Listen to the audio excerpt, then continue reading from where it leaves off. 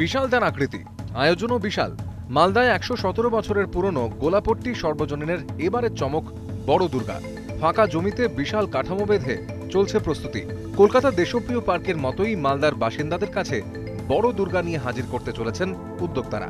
পুজোর প্রধান পৃষ্ঠপোষক প্রাক্তন মন্ত্রী কৃষ্ণেন্দু নারায়ণ চৌধুরী। যদিও উদ্যোক্তাদের চেষ্টা কতটা সাফল্য পাবে তা নিয়ে অনিশ্চয়তা থেকে যাচ্ছে।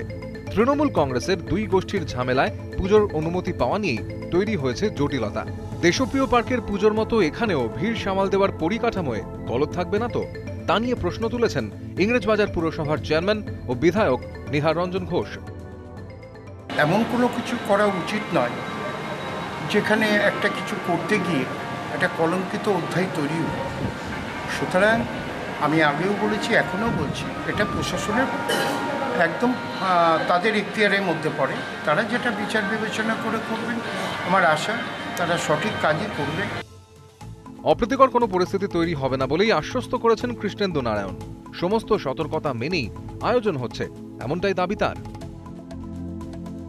পুলিশ সুপার এবং তার সহকর্মীরা এসেছেন, দেখে গেছেন, ম্যাপ ট্যাপ সব দেখে গেছেন।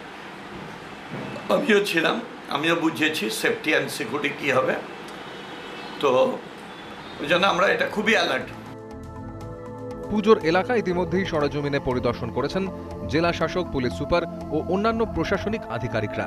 যদিও এখনো ঠিক কী অবস্থান নিতে চলেছে তা স্পষ্ট করেনি প্রশাসন।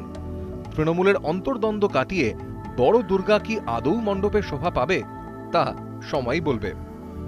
মালদা থেকে ক্যামেরায় লিপেশ লালার সঙ্গে সেবক দেব শর্মা, ইটিভি নিউজ বাংলা।